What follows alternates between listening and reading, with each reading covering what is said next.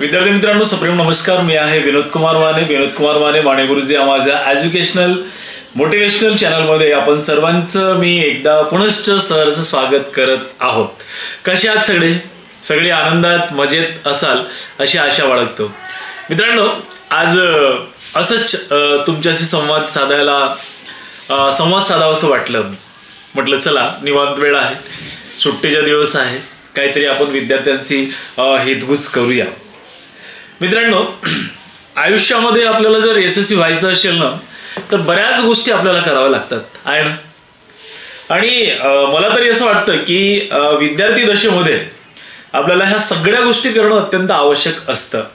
तरच पुढचं भविष्य हे आपलं किंवा आपलं करिअर जे आहे तर ते चांगल्या पद्धतीने या ठिकाणी म्हणजे घडू शकतं.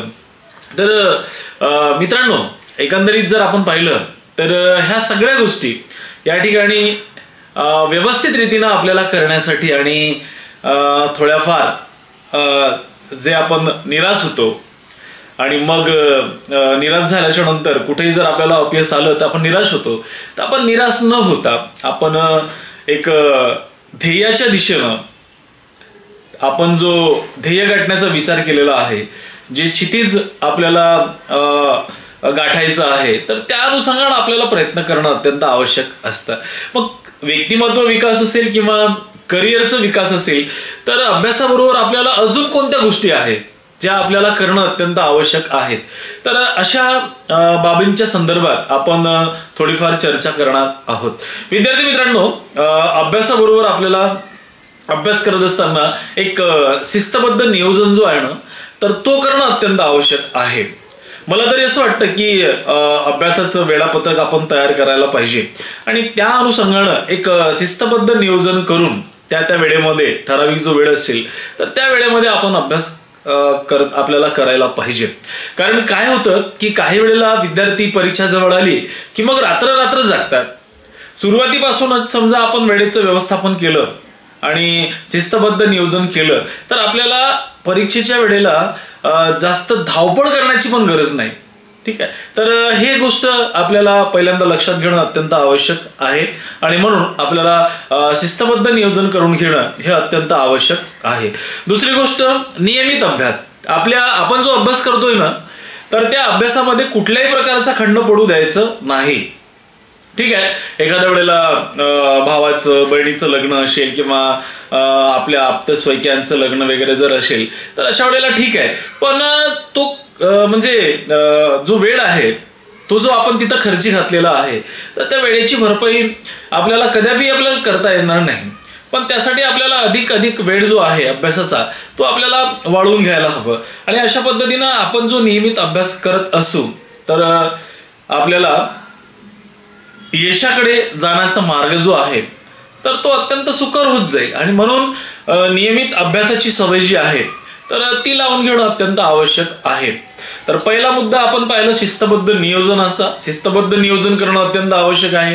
त्यानंतर दुसरा मुद्दा मी तुम्हाला सांगितलं की आपल्याला नियमितपणे अभ्यास करायचा आहे. जीवनाच्या वाटेवर जर आपल्याला यशस्वी व्हायचं असेल तर आपल्याला परिश्रमाची अत्यंत आवश्यकता असते, मेहनतीची आवश्यकता असते. परमपूज्य डॉक्टर बाबासाहेब आंबेडकर असतील आणि महात्मा फुले असतील, सावित्रीबाई फुले असतील, छत्रपती शिवाजी महाराज असतील, तर अशी अनेक महापुरुष झाली आहेत.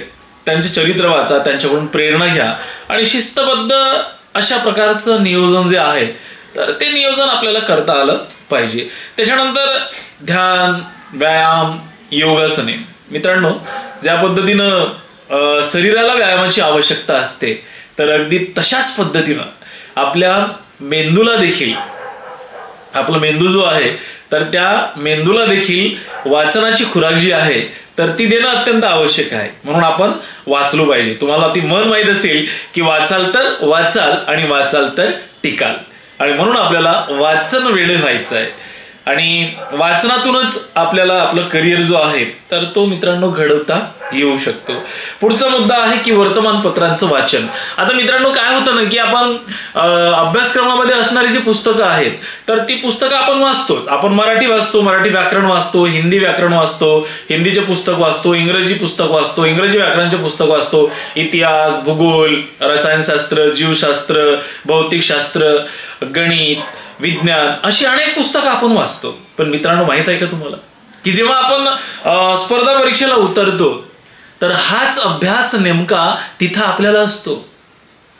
5वी पासून 12वी पर्यंत पदवीचे शिक्षण घेईपर्यंत, पदव्युत्तर शिक्षण घेईपर्यंतचा जेवढं काही अभ्यासक्रम असेल ना तर तो त्या ठिकाणी असतो. आणि परत एक गोष्ट अजून आपल्याला लक्षात घ्यायची आहे.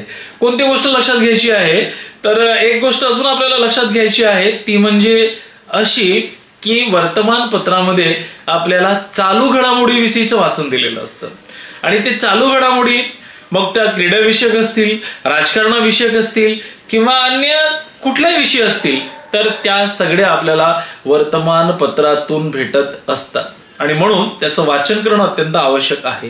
त्यानंतर अवांतर प्रेरणादायी पुस्तकांचं वाचन. मी तुम्हाला सांगितलं की doctor APJ Abdul Kalam, doctor Babasaheb Ambedkar, Swami Vivekananda, Chhatrapati Shivaji Maharaj, Savitribai Phule, Mahatma Phule, Fatima Sheikh, Rajarshi Chhatrapati Shahu Maharaj, Annabhau Sathe असे अनेक बरेचसे जे समाज सुधारक झालेले आहेत तर त्या सगळ्यांच्या पुस्तकांचं वाचन करता आलं पाहिजे. अवांतर वाचनाची सवय जी आहे तर ती एकतर आपल्याला लावून घेता आली पाहिजे. त्यानंतर सामाजिक कार्यामध्ये सक्रिय सहभाग आपल्याला घेता